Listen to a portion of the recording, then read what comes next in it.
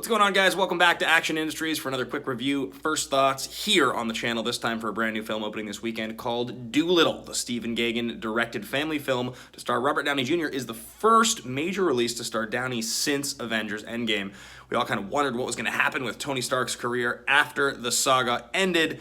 Well, this is what happened. And this movie was kind of delayed. The release was delayed something like 9 or 10 months. There were extensive reshoots. Now, if you guys are kind of wondering some of the context about this movie, who is Stephen Gaghan? Well, if you don't know, Stephen Gaghan, very talented Oscar-winning writer. He had written Traffic. He directed the movie Syriana. If you guys remember in Entourage, when they're filming Medellin, and the director's like, we have to bring in this writer to help rewrite the script. And they bring like $1 million for one day of work. That's Stephen Gaghan. So he's a very, very famous, very, very talented writer. He writes and directs this movie, and it's a family film. Stars something like 10 Oscar nominees, I think 9 of which are like acting Oscar nominees, 4 of which are winners. I mean, a massive, massive cast. They spent $175 million on the production of this film, and let me tell you guys, this was one of the most unpleasant experiences in a movie theater I have had as an adult. This movie felt like Hugo fucked the Lion King. I mean, this movie was rough. It is one of the tougher experiences in a theater I've had. I know some of the things they were going for in this movie, and some of those things they went for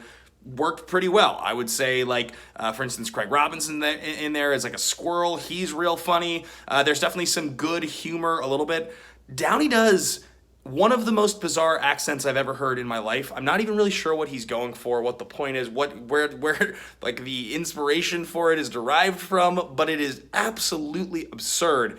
He's having too much fun. I mean, I knew there was an issue with this movie when after 5 minutes, we had seen like an animated sequence. It was really good. You meet Downey and he's playing chess with a gorilla. And it's like little mice are the pieces. And he's like, ooh, he's like doing that with the monkey, but there's no words spoken.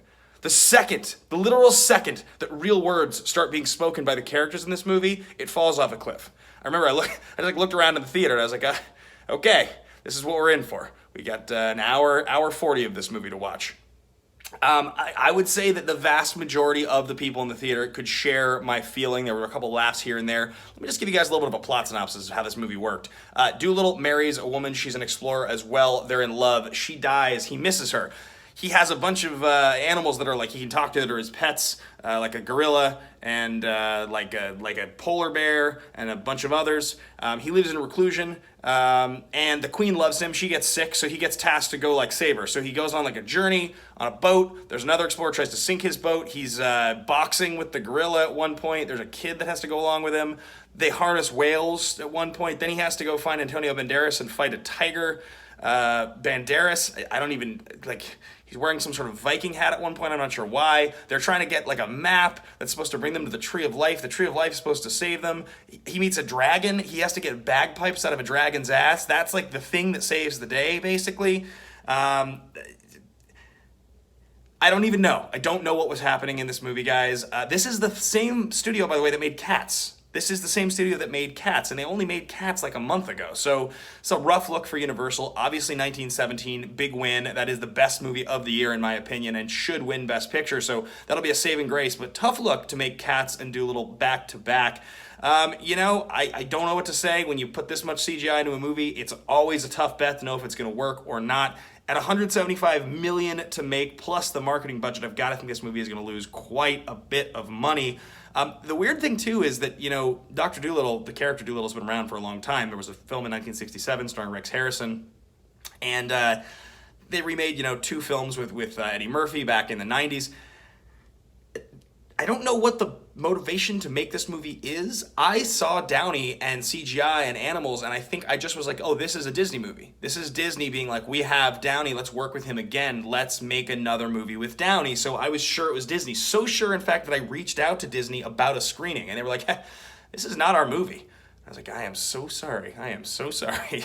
So anyway, Universal made this movie, guys, and for all the misses, it's still an attempt. I don't think this is fun to watch in the same way that Cats is fun to watch, but you tell me.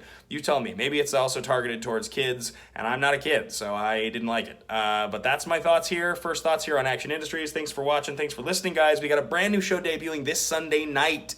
This Sunday night, the 19th of January at 5:30 p.m. with special guest Mark Riley. We are going to be talking about the real best movies of 2019, plus tons of other fun stuff. Check out the action, guys. Hit that subscribe button. Thanks for listening. Thanks for watching, guys.